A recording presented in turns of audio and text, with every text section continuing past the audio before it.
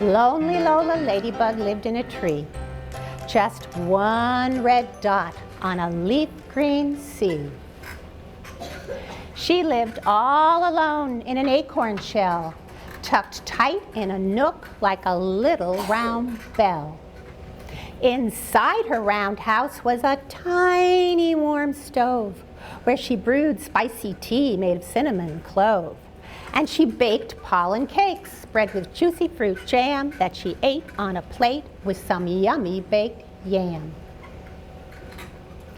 But as sweet as it was in her nook in the tree, there was no one to play with and no one for tea.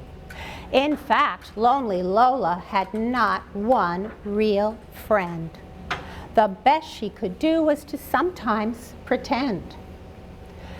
She had no real wings, at least none she could see, to fly everywhere like the bird and the bee, so she stuck close to home, crawling round and around, and she never, not ever, went down to the ground. One day to her nook came a party of ants. Yay! Good for you. Thank you. Thank you for noticing that. That's the original illustration, the ant party. One day to her nook came a party of ants. They carried balloons and wore pink party pants. Lola danced alongside and had some good fun. But the ants kept on moving and left one by one. Lola watched the last ant disappear around the bend, and she wished more than ever that she had a friend. It was right then and there that she knew what to do. To find a real friend, I must leave the nook too. So she loaded her backpack that very same day with 10 pollen cakes to eat on the way.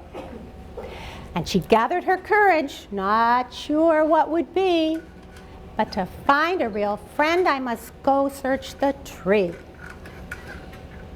She met a small snail who was reading a book, and shyly she asked, "Want to play in my nook?" "No, thanks," Snail replied. "I'm not much for play. I'd rather just stay here and read books all day." She met a sly spider named Simon Legree, who tried to get Lola to come in for tea. "Come rest on my web for a spell," he did purr. But Lola knew better and said, "No, no, sir." Then from out of the blue buzzed Big Bully Bee. He grabbed Lola's backpack and snickered, "Hee, how nice pollen cakes," he sneered from above. Then he poked Lola's nose and he gave her a shove.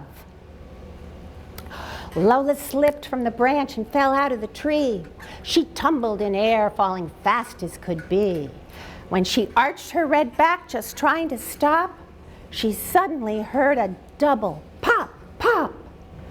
It was 2 hidden wings that popped wide apart and sent Lola flying along with her heart. She wobbled a bit, but then buzzed like a bee. "I'm flying," she whispered and shouted, "Yippee!" She zigged and she zagged and she slowly came down. "Oh no," Lola thought, "I must go to the ground." She landed kerplunk on a hickory stick in a tangle of weeds where the grasses grow thick. She heard a buzz sound. Something brushed by her side. Was it Big Bully Bee? Should she quick run and hide? Not now, Lola thought. No time to be meek. So she climbed a bit higher to take a sneak peek. "Oh my," Lola said when she saw what buzzed by. It was 2 ladybugs who were not a bit shy. Lola popped out her wings and flew after the 2. When the ladybugs saw her, they asked, "Who are you?" "I'm Lola," she said, and without a delay she giggled and asked, "Do you 2 want to play?" So they played in the pollen and giggled and shrieked, and they played pretend pies, and they played hide and seek.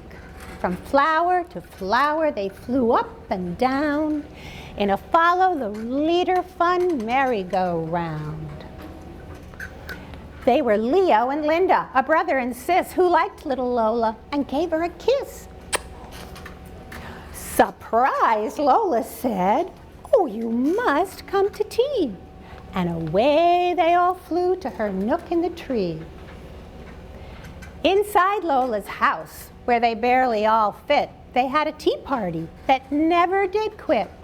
For Lola asked Leo and Linda to stay, not just for the night, but for day after day.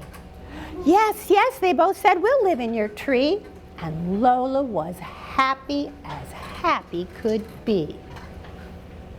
All snuggled in tight with her ladybug friends, little Lola would never be lonely again. The end.